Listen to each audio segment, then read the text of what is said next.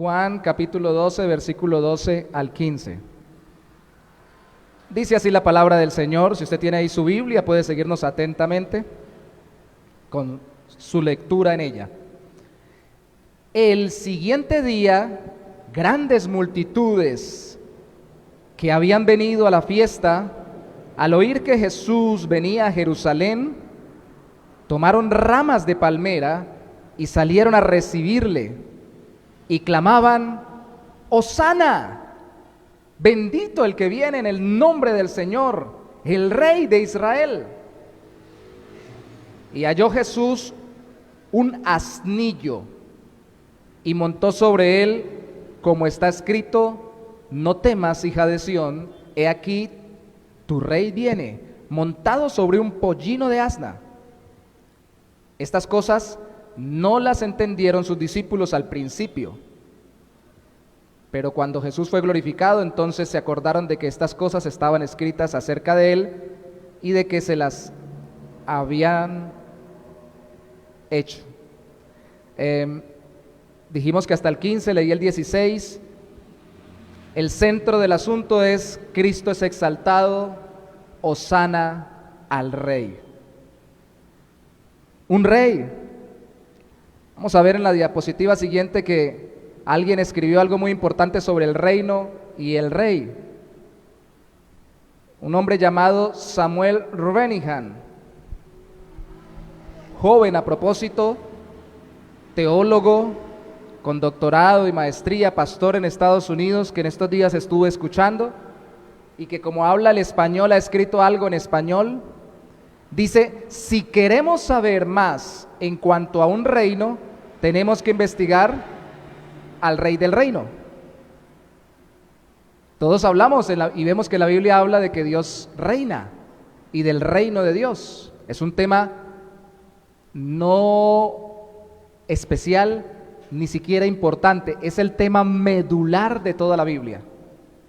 El tema medular, fundamental de toda la palabra de Dios, y a los ojos de Dios es su reino, su gobierno. Este hombre dice también que un reino es un espacio de autoridad y soberanía.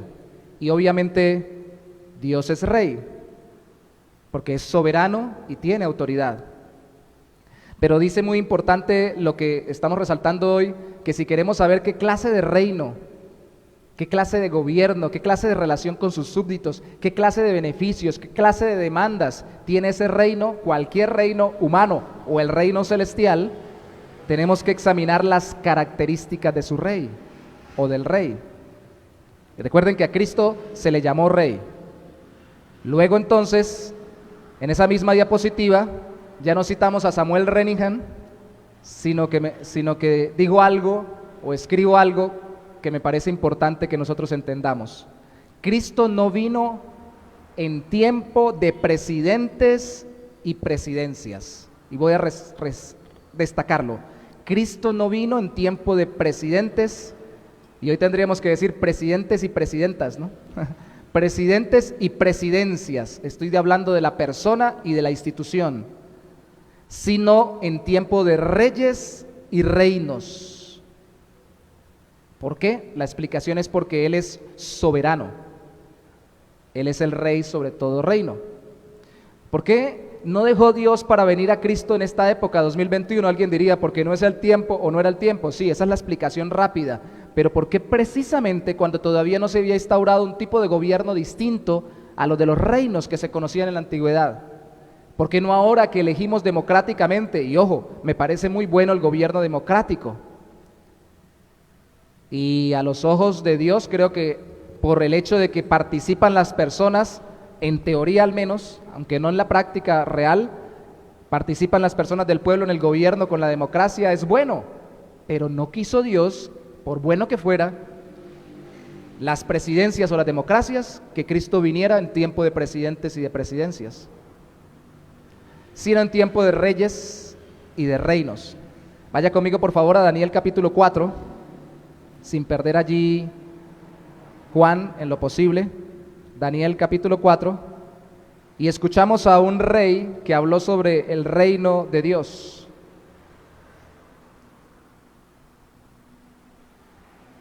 Daniel capítulo 4, versículos 34 y 35. Dice, mas el fin, Daniel 4, 34 y 35, mas el fin del tiempo de Nabucodonosor, perdón, al fin del tiempo de Nabucodonosor, yo Nabucodonosor, al fin del tiempo yo Nabucodonosor, ¿qué hizo Nabucodonosor? Alcé mis ojos al cielo y mi razón me fue devuelta, porque había perdido la razón y había quedado como un loco y se comportaba como una bestia del campo. Y bendije al Altísimo, al Dios de la Biblia, al único Dios, y alabé y glorifiqué al que vive para siempre, cuyo dominio es sempiterno y su reino por todas las edades. Ahí está el reino, el tema central de toda la Biblia, un rey de los más grandes de todas las épocas, exaltando el reino de Dios. Verso 35, todos los habitantes de la tierra son considerados como nada, y Él, Dios, el Rey glorioso, hace según su voluntad en el ejército del cielo. Esto alude directamente a los astros, pero indirectamente también a los ángeles y a todos los seres creados que no son terrenales. Y en los habitantes de la tierra, Él hace según su voluntad en el ejército de los cielos y en los habitantes de la tierra, y no hay quien detenga su mano y le diga, ¿qué haces? ¿Qué estás haciendo, Dios? ¿Qué estás haciendo con los astros? ¿Qué estás haciendo con la tierra? ¿Qué estás haciendo con los ángeles? ¿Qué estás haciendo con las personas? Más concretamente, ¿qué haces con mi vida? ¿Qué estás haciendo? ¿Por qué nací en la época que nací? ¿Por qué he vivido la vida que he vivido? ¿Por qué la familia que tengo? ¿Por qué el lugar donde yo llegué? ¿Por qué? ¿Qué estás haciendo, Dios, conmigo? Eso es lo que dice este autor. Este rey, a través del autor, nos lo recuerda de Daniel. Él dice, definitivamente nadie le puede decir qué haces, porque él lo que quiere hace. De hecho, antes de que cayera en locura Nabucodonosor, precisamente él dijo, qué grande es mi reino, yo puedo hacer lo que yo quiera. Y Dios, para recordarle y darle un ejemplo al mundo de que Él es el que obra como quiere y que nosotros somos felices y encontramos sentido y propósito en nuestra vida en la medida que nos conectamos con su voluntad soberana, hizo que este hombre tan importante terminara comportándose como una bestia del campo. Y cuando sale de su locura, tiene que reconocer, ¿quién le dice a él qué haces? ¿Qué hiciste conmigo, Señor? ¿Qué estás haciendo? ¿Qué está pasando? ¿Qué está pasando con el coronavirus? Para ponerlo un poco más actual, ¿qué está pasando con la economía? ¿Qué está pasando con los empleos? ¿Qué está pasando con mi salud? ¿Qué está pasando con mi familia? Señor, ¿qué está pasando? Porque aunque el mismo diablo se meta, como en el libro de Job, no se mete sin que tú lo autorices o lo permitas, como se lo dijiste también a Pedro. Pedro, el diablo te ha pedido para zarandearos. ¿Por qué, Señor? ¿Sabe? Estamos muy llenos de porqués y pocos llenos de heme aquí, Señor, estoy para hacer tu voluntad. ¿Quién te puede decir a ti, Señor, qué haces? Deberíamos decir, bueno, Señor, si este es el tiempo que me tocó vivir, si esta es la familia que me tocó, si este es el cuerpo que tengo que llevar, si esta es la sociedad en que me tocó moverme, si esta es la vida que tú pusiste para que yo viviera, pues es porque tú sabes que yo no solamente puedo vivirla, sino debo vivirla para tu gloria. Y me conecto con tu reino y me someto a tu voluntad. Si lo hizo Nabucodonosor, que cayó más arriba de lo que yo he caído en esta vida, ¿por qué yo no? Señor, tú eres el Rey. ¿Se dan cuenta que cuando inicia la Semana Santa todo el mundo dice Hosana al Rey? Cita a Juan o a los otros evangelistas, pero pocos quieren rendirse ante el reino de ese Rey. En Efesios capítulo 1 nos concreta que el reino de Dios se hace pleno a través de Cristo, quien es el Rey. Efesios capítulo 1, versículo 9. Efesios es hermoso para poder meditar en la obra de Dios a través de lo que le llamamos la iglesia, su reino a través de la iglesia. Efesios 1:9 dice, y 10, dice, dándonos a conocer, Dios dándonos a conocer el misterio de su voluntad, porque definitivamente no se puede conocer perfectamente, pero Él la va revelando, dándonos a conocer el misterio de su voluntad, según su beneplácito, según Él le place, el cual se había propuesto en sí mismo, en el mismo Dios, Él consigo mismo se propuso en su interior, de reunir, verso 10, todas las cosas. Y esa palabra todas las cosas significan no solamente cosas físicas, sino personas individuales, personalidades, eventos, circunstancias, instituciones, todas las cosas en alguien. ¿Quién es ese alguien? Cristo. En la dispensación del cumplimiento de los tiempos, o sea, al final de todos los tiempos, en las que están en los cielos, tanto así las que están, o tanto las que están en los cielos como las que están en la tierra. Todo se reúne en Cristo. Todo tiene que ver con el Rey. Hosana al Rey. Hosana al Rey. Porque todo tiene que ver con Cristo. Pues si fue hace 2000 años o más de 2000 años que llegó en un burrito entrando en Jerusalén. Yo tengo que ver con ese Rey. Todo tiene que ver con ese Rey. Lo que hay en el cielo tiene que ver con ese Rey. Lo que hay en la tierra tiene que ver con ese Rey. Las personas que nos movemos tenemos que ver con ese Rey. Sea yo un presidente o un rey según este mundo, como lo fue Nabucodonosor, o sea el más pequeño de los sirvientes o siervos según la época en que viva, tengo que ver con ese Rey, y ese Rey es quien definitivamente Dios puso para reunirnos a todos en una vida plena conforme a la voluntad de Dios. Por eso, vamos a la siguiente diapositiva. El domingo de Ramos podemos decir que Cristo fue aclamado como Rey al inicio de la semana en que precisamente sería sacrificado para salvar a los miembros de su reino eterno. Ahora nosotros debemos vivir para honrarlo y exaltarlo. Hoy no traemos palmas. Y bueno, habrán quienes lo hagan por tradición, pero entendemos que no se trata de elaborar un rito para conmemorar el hecho de las palmas. Entendemos que se trata de honrar y seguir exaltando al Rey con nuestras vidas. Ahora debemos honrarlo y exaltarlo. Y si algo nos recuerda el Domingo de Ramos es que Él es más importante que cualquier otra cosa y que debemos rendirnos ante Él. Vamos a la siguiente diapositiva y entendemos que Cristo fue aclamado como Rey con ramas de palmeras. Allí encontré una foto descubrí que las palmeras del Medio Oriente, del sector de Israel, investigando, fueron hace poco, creo que hace un tiempito, no sé si hace más de un año, fueron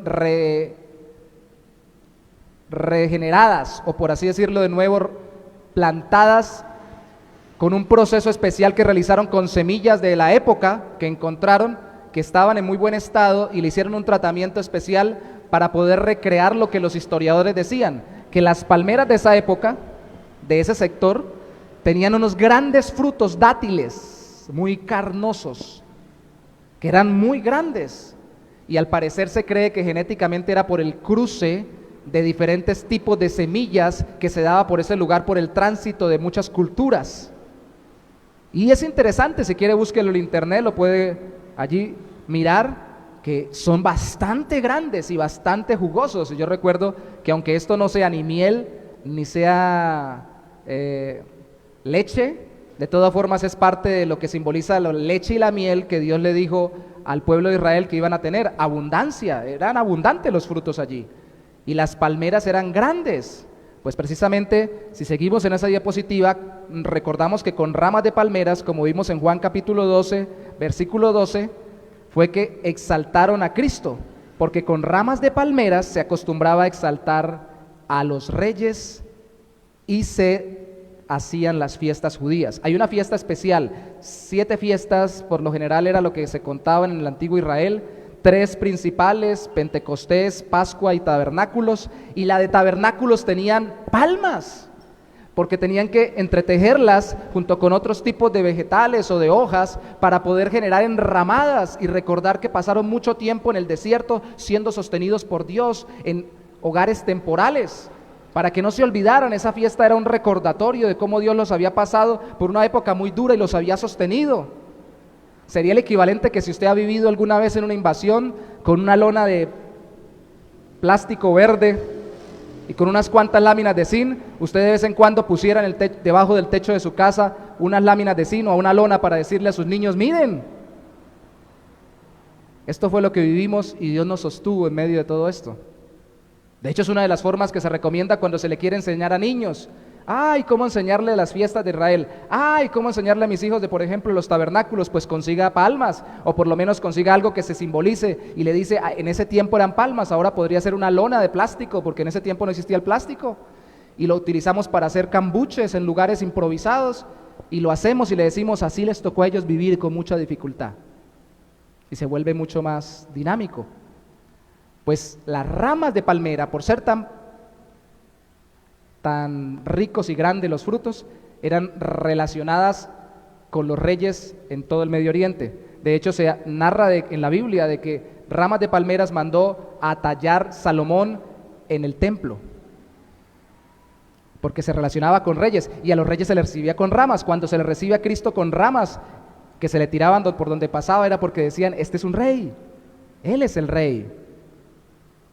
Ahora se le recibe con proclamación también, sigue allí mismo en la diapositiva, con proclamación de un salmo especial para festividades judías, donde se exalta a Cristo. Este es el Salmo 118. Una vez más, podemos buscar el Salmo sin perder Juan, y encontramos que el Salmo 18 es el último de los salmos Gilel o Alel, como lo quieran mencionar al transliterarlo al español, que son salmos de alabanza que especialmente se utilizaban en los tiempos festivos de los judíos y que especialmente se utilizaban en esta época, en la Pascua, en la que Cristo murió, entregándose por nosotros. Y el Salmo 118, el versículo 25 y 26, dicen lo que cita Juan, que dijeron las personas cuando tiraban palmas al pasar Cristo. Oh Jehová, 118, 25, sálvanos, ahora te ruego, oh Jehová, que nos hagas prosperar ahora. Bendito el que viene en el nombre de Jehová. Desde la casa de Jehová os bendecimos. Salmos de alegría, de gozo, de regocijo y de esperanza profética también por la venida de un rey futuro. Hermanos, en la época en que Cristo vino, era época de reyes y reinos. El reino de Dios ya se había manifestado en varias formas, o lo que le llamaría el mismo teólogo que acabo de citar, Renihan, y otros más, en varios tipos de reinos. Un reino de creación bajo el pacto con Adán y luego con Noé, un reino de nación israelita bajo los pactos con Abraham, con Moisés y con David, pero precisamente como el último fue la última forma en que Dios se relacionaba con su pueblo era a través de un rey como el rey David, pues la venida de su Mesías, de su Salvador, tendría que estar más ligada a esta última forma como Él se relacionó con su pueblo, como rey. Pero cuando ellos estaban llegando, no estaban esperando entonces, para ponerlo más claro, que Cristo o el Mesías o el Salvador llegara como un Adán, en el sentido de que llegara que todo el mundo se muriera y Él empezara de nuevo a procrearse con otra Eva. No estaban esperando tampoco que llegara como un Noé a construir de nuevo un arca, porque iba a volver a haber un diluvio. Ni estaban esperando tampoco que llegara otro Abraham o que llegara el Mesías como otro Abraham a acoger, a dar vueltas, a ver dónde Dios lo ubicaba. Ni como un Moisés para darles leyes y establecerles las formas de adorar, porque ya se las había establecido. Estaban esperando era que llegara un sucesor del rey David. Y por eso es que dice Hosana al rey, no dice Hosana al legislador como Moisés, no dice Hosana al patriarca como Abraham, ni Hosana al hombre que construyó el arca con medio de un diluvio como Noé, sino dicen Hosana al rey. Hosana al rey. Y nosotros vivimos de este lado de la historia, de ese reino glorioso, y tenemos que entender que ese rey debe gobernar ahora en nosotros. Si vamos a la siguiente diapositiva, nos damos cuenta que Cristo era en ese momento el rey profetizado también. Y ahí vemos un asnillo, un pollino de asna, un burrito, lo traducen algunas versiones bíblicas. ¿Por qué un burrito? Si le damos clic allí, nos damos cuenta que el burrito era usado por los reyes en señal de paz, al contrario de los caballos para la guerra. La gente menosprecia hoy en día el burrito, pero el burrito también era usado por los reyes para llegar. Lo que pasa es que cuando un rey llegaba en un burro, llegaba en son de paz, era igualmente rey y era igualmente glorioso como rey. Pero si llegaba en un caballo, por lo general llegaba a guerrear, llegaba a conquistar. Por eso es que usted ve en Apocalipsis que Cristo es simbolizado con él montando sobre un caballo cuando regrese, porque llega ahora como conquistador a ejecutar su juicio y a terminar todas las cosas y a cambiar este cielo por un cielo nuevo y esta tierra por una tierra nueva. Entonces Cristo llegó en un burrito. De hecho, precisamente si le damos clic de nuevo, la profecía de Zacarías 9:9, que es la que es citada allí en Juan capítulo 12, es una profecía que nos habla, vamos a leer el versículo 14 y 15 de Juan 12, es una profecía que nos habla de este tipo de reinado. Juan capítulo 12, versículo 14 al 15.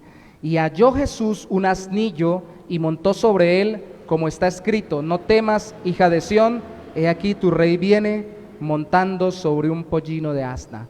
Esa profecía había sido escrita para decir, cuando Dios venga a través de la persona del Mesías, del Rey Salvador, no va a llegar peleando, sino que va a llegar humilde, va a acabar con las guerras. Si usted sigue leyendo Zacarías después del versículo 10 en adelante, se da cuenta que llega en son de paz, aunque acabe con toda guerra.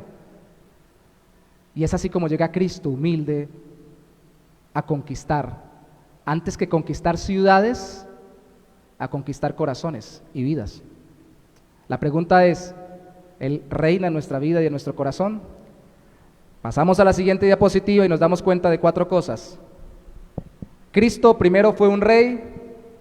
El primer elemento es incomprendido por los suyos, porque como lo leí al principio, el versículo 16 dice que estas cosas no las entendieron sus discípulos al principio, pero cuando Jesús fue glorificado, entonces se acordaron de que estas cosas estaban escritas acerca de Él y de que se las habían hecho.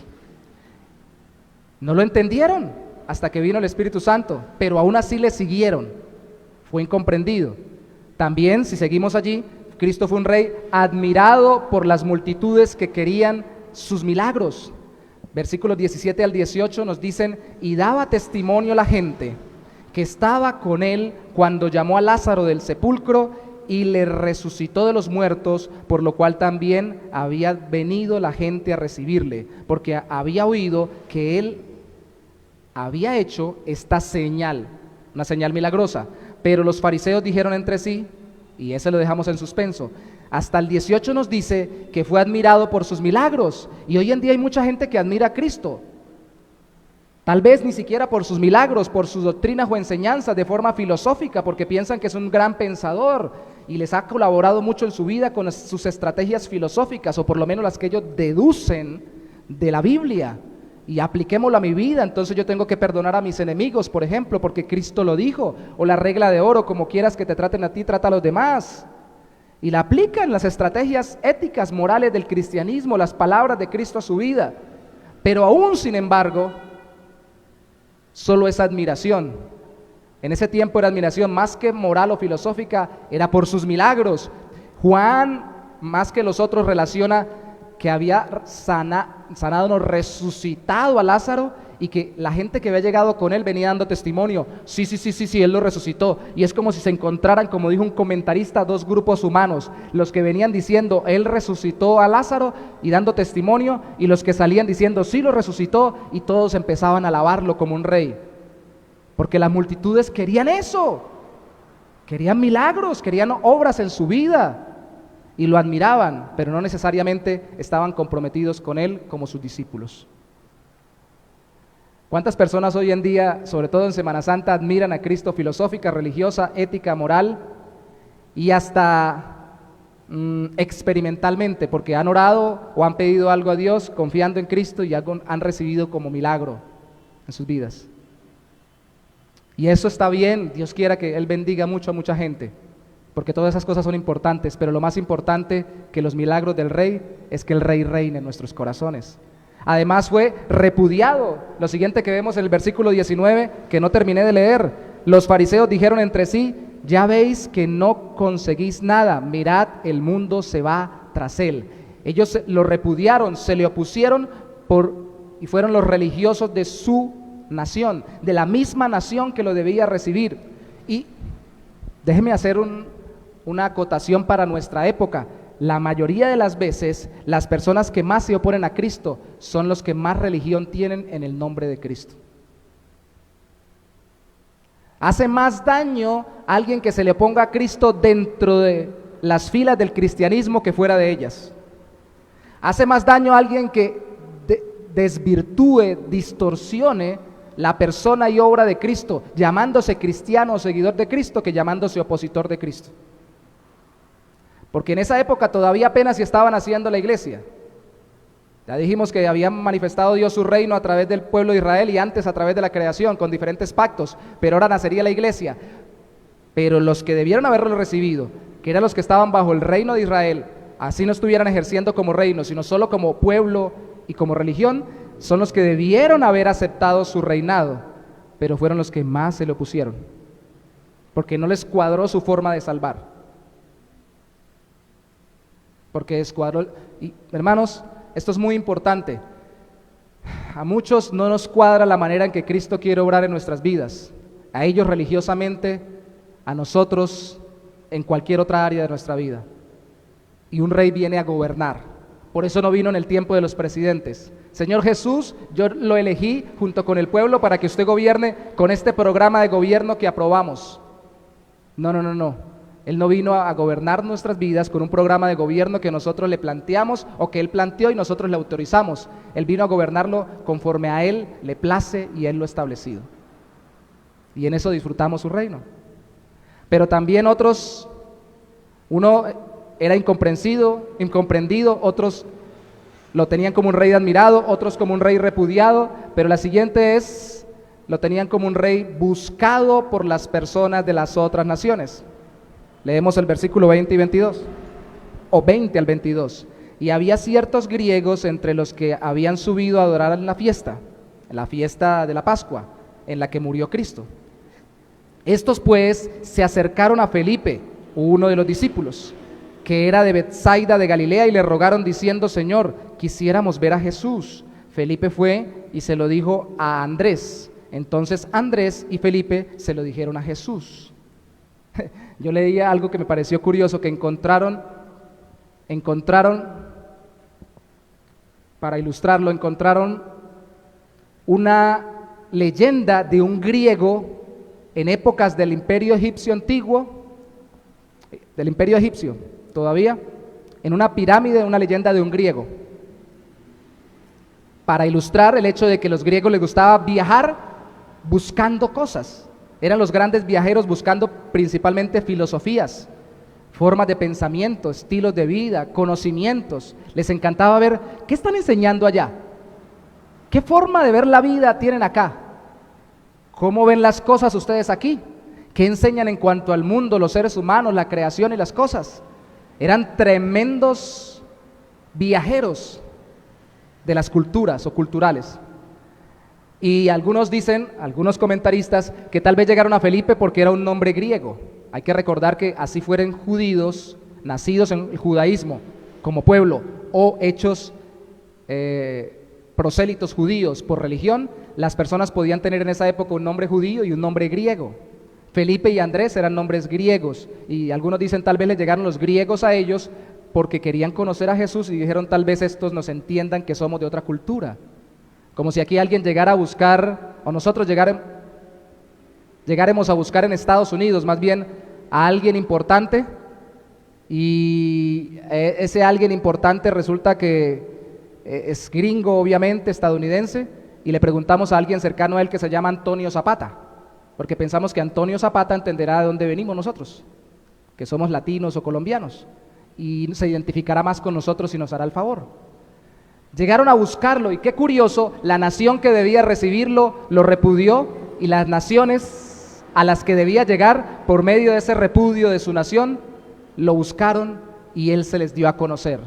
De hecho, la clave del asunto es que tan pronto sucede esto y todo lo anterior que hemos visto, Cristo confirma que era el tiempo, era la semana, era la época en que debía entregarse como un cordero pascual por nosotros. Ya no como la Pascua en el tiempo de Moisés, que fue para salir de Egipto y ser liberados de la opresión de un pueblo egipcio, sino ahora para ser liberados del pecado y tener una vida reconciliada con Dios. Ellos, nosotros y todos los que creamos en Cristo. ¿Se dan cuenta la conexión de Antiguo y Nuevo Testamento tan importante? Llega a las naciones y Cristo, miren el versículo 24, pasamos a la siguiente diapositiva, es glorificado, y es glorificado en su sacrificio. El versículo 23 nos dice que Jesús le respondió diciendo, ha llegado la hora para que el Hijo del Hombre sea glorificado. Y alguien diría, wow, con la gente tirándole las ramas, con sus discípulos siguiéndolo, así no entiendan todo, con griegos viniendo gente de otras naciones a conocerlo, así se le oponga a los religiosos de la época. Cuando Él dice que va a ser glorificado, quiere decir que va a llegar al culmen de su fama y va a hacer todo lo que todos esperamos, porque ¿qué tipo de rey esperaba ese pueblo judío? No los que se le opusieron religiosos, sino los demás que le creyeron, esperaban, aunque fuera de una forma parcial, pero esperaban que Él lo que hiciera fuera una conquista poderosa, guerrera, que les quitara la opresión del Imperio Romano, que lo liberara de pagar impuestos. Esa pagadera de impuestos, nada nuevo debajo del sol, ¿no? ¿A cuánto les gusta pagar impuestos? Allá no les gustaba a los recaudadores de impuestos, la DIAN de la época. Los veían como traidores, como traicioneros, y siempre ha tenido que recogerse alguna clase de impuesto para poder sostener los gobiernos. Pero ellos estaban más rebelados en contra de ello porque era un imperio que los estaba oprimiendo y no les dejaba vivir conforme a Dios les había establecido en su palabra. Y esperaban eso, pero Cristo cuando dice que será glorificado, miren el verso 24, dice, de cierto os digo que si el grano de trigo no cae en la tierra y muere, queda solo, pero si muere, lleva mucho fruto. Cristo es el Rey glorificado en su sacrificio, y el siguiente punto es, por ello su reino fructificó, de acuerdo a lo que explica, y es el hecho de que si Él no moría, no iba a fructificar.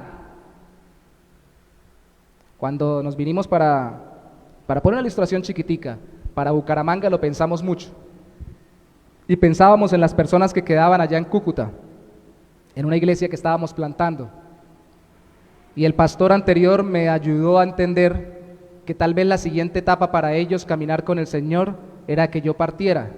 Yo no soy el Mesías, eso me lo hizo entender él en ese momento, aunque yo no me lo estaba creyendo, pero en la práctica lo estaba viviendo pensando que si yo me quedaba con ellos, ellas iban a seguir caminando con el Señor. Pero cuando yo partí, y ahora estamos acá viviendo con mi familia, no hemos vivido un lecho de rosas, pero sí vimos como varias de las personas que estuvieron allá fructificaron en su vida de caminar con el Señor y ministerial. Es que nos encanta tanto quedarnos en el poder. Y Cristo mismo, que era el Rey glorioso, dijo, no, aquí yo me tengo que morir. Es el plan, es el propósito, es la forma en que voy a salvarlo, voy a pagar por sus pecados. Si hubiera otra forma, ya el Padre me hubiera contestado, yo ya lo hubiera tomado, no la hay, así fue planeada, así fue convenida entre el Padre y yo, en un pacto que algunos llaman pacto de redención eterno, entre las personas de la Trinidad, así es como lo decidimos, así es como ustedes van a ser salvados. Voy a morir, tengo que morir como el grano para que produzca fruto, para que muchos lleguen al reino de Dios, estos griegos y aquellos colombianos de 2021 y venezolanos y de otras naciones que estén en este lugar o por medio del internet. Hermanos, a mí me hubiera costado mucho, yo hubiera dicho no como Pedro, yo tal vez hubiera dicho lo reconozco, pero Señor, busque otra manera. Pedro le dijo, Señor, no te acontezca esto. Jesús lo regañó y lo reconvino, pero tal vez yo hubiera dicho más como Pedro, pero Señor, ¿seguro que esa es la manera? ¿No estará equivocado? ¿No estará interpretando mal la voluntad del Padre? Porque es tan rico quedarnos con usted. Tiene que pasar así, porque no solamente Él sería glorificado en su sacrificio para producir fruto, sino que por su sacrificio es que nos enseñaría que Él demanda el sacrificio de los súbditos de su reino. El versículo 25 y 26 dice: el que ama su vida la perderá, y el que aborrece su vida en este mundo, para vida eterna la guardará. Si alguno me sirve, sígame. Yo soy el rey, ustedes los súbditos, y donde yo estuviere, allí también estará mi servidor. Esos son los beneficios. Si yo estoy en el cielo y en la eternidad con el Padre, ustedes también. Todo lo que yo disfruto, ustedes lo disfrutarán. Lo que disfruta el rey, disfruta su reino. Pero si alguno me sirviere, mi Padre también le honrará, y recibirán honra de mi Padre. Esa es la ventaja de estar bajo el reinado de Cristo, habernos arrepentido de nuestros pecados, haber creído que Él pagó por nuestros pecados. No es solamente un tiquete para el cielo. Por eso muchos hacen la salvedad de que no se trata de creer en Cristo simplemente como Salvador, sino también como Señor. Y Señor significa dueño o rey de mi vida. Y eso hace que mi corazón tenga paz. Él mismo dijo: venid a mí todos los que estéis trabajados y yo os haré descansar. ¿Y cómo, Señor, descansamos en ti? Pues poned mi yugo sobre vosotros. Es decir, déjense llevar por mí, déjense conducir por mí. Yo cargo lo que ustedes no pueden, de hecho cargo con todos ustedes, incluso con lo que ustedes creen que pueden, y encuentran paz a su alma y viven su vida de estudios, de trabajo, de relaciones familiares, de esposos, con gozo y con alegría, porque yo ahora los he reconciliado con el Padre y le doy sentido y propósito a su vida. Lo que no pueden encontrar ni con los papás, ni con las mamás, ni con los hijos, ni con las hijas, ni con los esposos, ni con las esposas, ni con los bienes, ni con los trabajos, ni con los títulos profesionales. Todos ellos son muy buenos tenerlos y disfrutarlos en Dios, pero no da la satisfacción que da que Cristo gobierne nuestro corazón. Fuimos hechos para que alguien gobernara nuestra vida. El mismo que nos creó es el único que nos puede dar satisfacción y redimirnos en Cristo Jesús. Seguimos rápidamente en los versículos siguientes: porque así al Padre glorificó. Cristo es el Rey glorificado en su sacrificio, porque así al Padre glorificó. Esos versículos nos hablan del 27 al 30, que se escuchó una voz del cielo. Cristo dijo: Padre, glorifícate. Ya no solamente yo seré glorificado, sino que glorificaré al Padre. Y alguna voz se escuchó y la gente pensó que era un trueno. Pues así era que iba a glorificar al Padre, porque así se iba a dar a conocer que el Padre es totalmente justo y terriblemente fuerte para castigar el pecado, porque lo castigarían Él en la muerte en la cruz, pero también totalmente misericordioso y tremendamente amplio en perdonar, porque muriendo en la cruz seríamos perdonados por la muerte de Cristo. Se muestra quién es Dios, se glorifica quién es el Señor. Y además, siguiente punto: porque así porque así Cristo al diablo vencería y a los suyos atraería. Dice que acabaría con el príncipe de este mundo precisamente por medio de la cruz, con la muerte, y con el que tiene el principado de la muerte por medio de tentarnos al pecado, que es el diablo. Eso lo dice en otros versículos, en otro lugar, pero también allí dice que en la cruz nos atraería a nosotros. Y a mí me preocupa o me inquieta que mucho creyente no seamos atraídos y por eso no estemos tan satisfechos en Cristo, porque estamos más atraídos a Cristo por cualquier otra cosa menos que por su obra redentiva en la cruz. Ese es el centro. ¿Qué clase de rey es para usted Cristo? Terminaríamos preguntando en esta última diapositiva. Primer punto, una pregunta directa: ¿se somete usted a Él así no lo entienda del todo? Entiende lo básico, que es el Hijo de Dios, que pagó por sus pecados, que recibió la culpa por usted, que murió en una semana de Pascua, que ahora le llaman Semana Santa dentro del cristianismo, muchas culturas. Ya no, una vez más, para sacar a un pueblo de un reino físico, sino para sacarnos del reino espiritual del pecado y la condenación. ¿Se somete usted a Él así no lo entienda de todas formas todo? ¿O solo lo admira para recibir sus favores? Señor, yo camino contigo cada Semana Santa, cada Pentecostés y cada fin de año. O usted le dice: Señor, yo camino contigo, pero solamente cuando me contestes lo que yo estoy pidiendo. O yo camino contigo si algún día me contestas lo que te estoy pidiendo. ¿Pone usted condiciones para seguir al Rey? Una vez más, eso lo podemos hacer con los presidentes, el de acá, el de Venezuela y el de todo lado. Le podemos decir: señor presidente, no estoy de acuerdo con su programa de gobierno, levántese, refútele, incluso le puede buscar gente alrededor para derogar su gobierno, pero a él nadie lo puede derrocar. Solo se le puede a uno someter, porque su reino es un reino de amor que trae el beneficio de la satisfacción real en nuestra vida y de la plena libertad de incertidumbre en este mundo, porque todas estas cosas son pasajeras y Él reina eternamente. Es rey. ¿Cómo se coronó a ese rey en esa semana? ¿Qué tipo de corona se le puso? Con la que glorificó al Padre, venció al Satanás y atrajo a todos los que hoy creemos en Él. Una corona de espinas. Sí, fue por burla, pero al mismo tiempo reveló el hecho de que su sacrificio era el sacrificio del rey. Y de hecho por burla también le pusieron Jesús Nazareno, rey de los judíos. Era el rey de ellos, es el rey de nosotros. A veces nos preocupamos mucho por la gente que le tenemos que rendir cuentas. Habemos personas que todavía no terminamos de sentir en nuestro corazón que hemos satisfecho las demandas de nuestros padres, de nuestro papá, de nuestra mamá, o de nuestras esposas, o los esposos en el caso de las mujeres, o aún de nuestros hijos, que todavía no terminamos de colmar las expectativas de nuestros patrones en el empleo, o de la gente que nos admira. Incluso cuando estamos en puestos altos, pensamos que tenemos que copar las expectativas de todos y vivimos esclavos de los demás. Y ellos gobiernan nuestros corazones, cuando el Rey vino a liberarnos de la esclavitud de las personas y a darnos paz al corazón. Y se dejó coronar de espinas para que usted y yo fuéramos libres de toda atadura. No hay nadie más libre que un verdadero cristiano. No hay nadie menos insobornable, más insobornable, sería lo correcto. O sea, más difícil de sobornar, de chantajear, de amenazar que un verdadero creyente. La Biblia nos narra de muchos que murieron por causa de Cristo y los amenazaron de muerte y fueron capaces de decir: niego todo, hago todo lo que usted quiera, pero no puedo negar a mi maestro. Él es mi rey, Él es mi Señor, Él es más grande que todos los que han vivido y más grande que yo mismo. ¿Cómo voy a perder la eternidad con Él por ganarme el favor de alguien en este tiempo y en esta época? Él es mi rey. ¡Hosana al rey! Mis palmas delante de Él, mi adoración para Él, mi obediencia a Él. ¡Hosana al rey! Siguiente sería: ¿es atraído a Él a través de su sacrificio?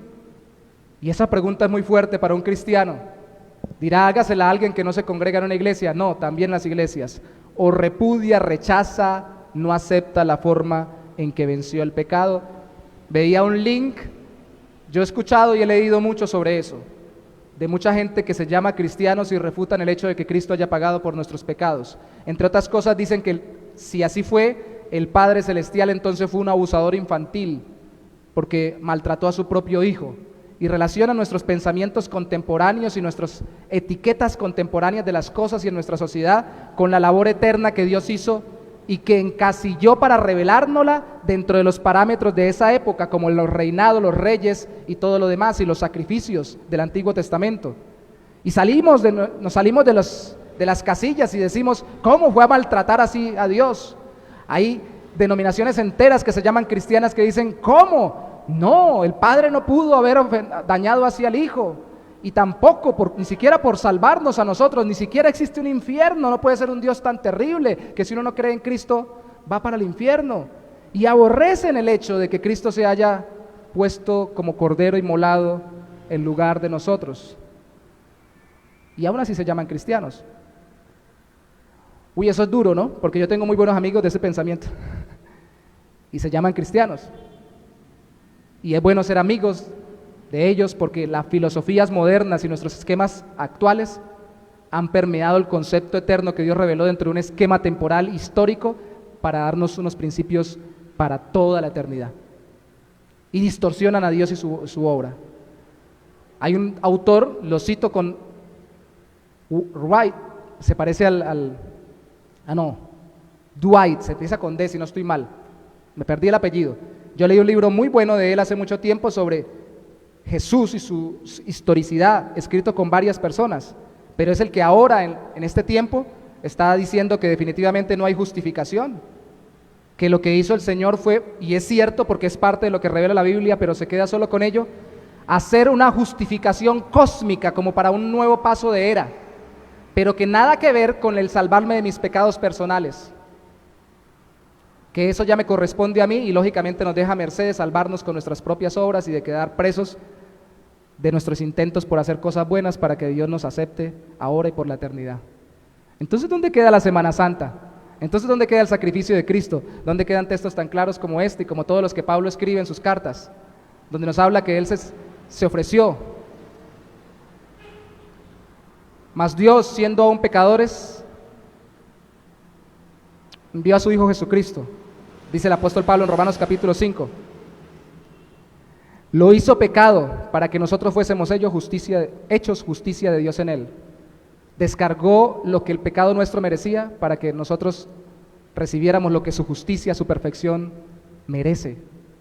Ahí está claro, Romanos capítulo 5, versículo 8, y en diferentes textos.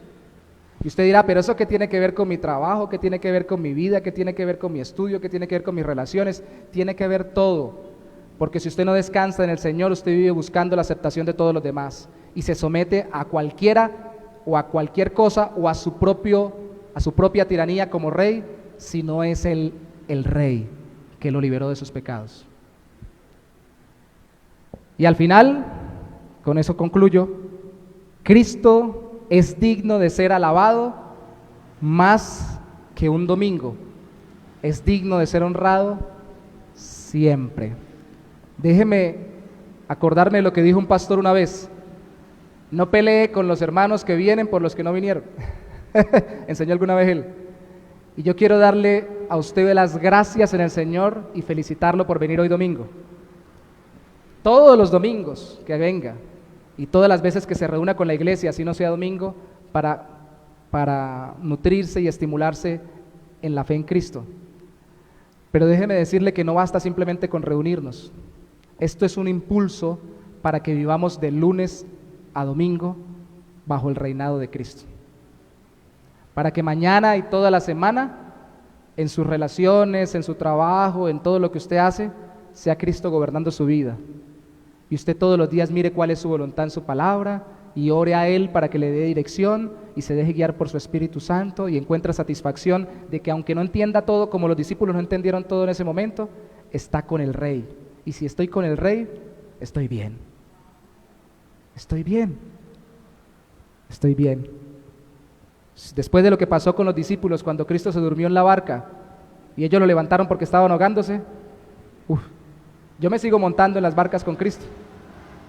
En el avión, los que les tienen miedo al avión, en el avión, en el barco, en el trabajo, en la familia, en las relaciones conflictivas, en los negocios, si el Señor está conmigo y gobierna mi vida, estoy bien, estoy bien. La adoración sea a Él, la alabanza sea a Él. ¿Qué tal si nos ponemos sobre nuestros pies para alabarlo precisamente? Y darle gracias. La tarea para nuestra casa o para nuestra vida en casa y en donde estemos es buscar que Cristo gobierne mi vida como el Rey. Hoy no trajimos palmas, pero rendimos nuestros corazones. Hoy no traemos nuestros ojos a ver a Cristo entrando con un burrito, pero sí traemos a su palabra para recordar que Él entró en Jerusalén y que debe entrar en nuestra vida para gobernarla a través de su redención, de su sacrificio. Señor, en esta semana, mi Rey, muchos, Señor, incluso lloran o lloramos viendo películas que recuerdan lo que sufrió tu Hijo por nosotros. En esta semana muchos aprovechan o aprovechamos para meditar un poco más profundamente en tu palabra, en libros y en enseñanzas de autores humanos que interpreten de forma sana tu palabra sobre el sacrificio expiatorio de Cristo por nosotros. Y eso está bien, Señor.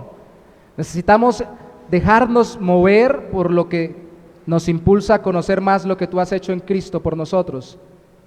Pero al mismo tiempo no es solo esta semana, es todas las semanas.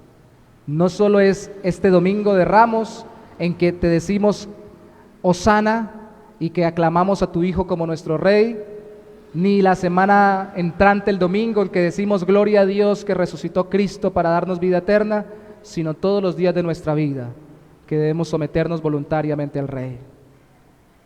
Señor, llámanos temprano a orar, llámanos tarde a buscarte en tu palabra, llámanos durante el tiempo y la vida que tenemos cada día a consultarte nuestras dudas, a entregarte nuestros dolores y quebrantos, a pedirte corrección en medio de nuestras equivocaciones, a clamarte, Señor, por nuestra provisión y nuestras necesidades en medio de nuestros conflictos, a alabarte y darte gracias por lo que nos das y nos entregas, a rendirte cuentas como nuestro Rey. Señor Jesús, tú entraste a Jerusalén, pero no basta con que entraras a Jerusalén si no entras a nuestra vida a gobernar. Y solo gobiernas en nuestra vida en la medida que confiamos plenamente en ti. Te entregamos totalmente cada área de nuestro corazón y en la práctica, como lo decíamos ahora, cada semana buscamos qué área no está bajo tu gobierno, qué área te hemos reservado, Señor, qué cuarto oscuro de la casa de nuestra alma decimos que aquí no entre todavía tu luz. Todo te lo entrego, Señor, menos esto. ¿En qué parte debes entrar tan manso pero glorioso como entraste en Jerusalén, montado en un burrito, a través de la presencia de tu Espíritu, por tu palabra y la oración? ¿En qué parte de mi vida, de mi corazón, de mi alma, de mis sentimientos, de mis emociones debes entrar a gobernar para que al fin tenga paz y libertad? Para que al fin tenga gozo y alegría, para que al fin en medio de cualquier circunstancia pueda vivir gozoso permanentemente en Cristo. Aún en medio de las lágrimas, del sufrimiento o de las adversidades de este mundo, sea un gozo permanente porque tú gobiernas en mí. ¿Qué parte hay, Señor, que hoy te tengo que rendir? ¿Mis finanzas? ¿Mi empleo? ¿Mi profesión? ¿Mi relación matrimonial? ¿Mi vida íntima? ¿Mis relaciones con amigos? ¿Mi entretenimiento? Todo eso es bueno si tú gobiernas mi vida en todas esas áreas. Así que te entrego mi corazón y el llamado hoy, Señor, es a que tú mismo, por la obra de tu Espíritu, a quienes nos vean ahora por el internet y a quienes estamos acá y a quienes nos vean después a través de la grabación, tú les hagas rendirse sobrenaturalmente a los pies de tu Hijo, Señor, de nuestro Rey Jesucristo. ¿Cómo hace falta, Señor, ver a alguien llorando por sus pecados y diciendo, te entrego mi vida, Señor Jesús, para darnos cuenta de que es más importante tu reino que todo lo que tenemos en esta tierra? Danos esos tipos de avivamiento en nuestra iglesia y en todas las iglesias donde se predica tu evangelio, y que esta semana muchos lleguen arrodillados en su corazón y diciendo, te entrego mi vida, Señor. Úsala como tú quieras, dirígeme y que tú seas glorioso. Confío en tu reino y en tu gobierno. Te damos gracias en el nombre de Jesús. Amén.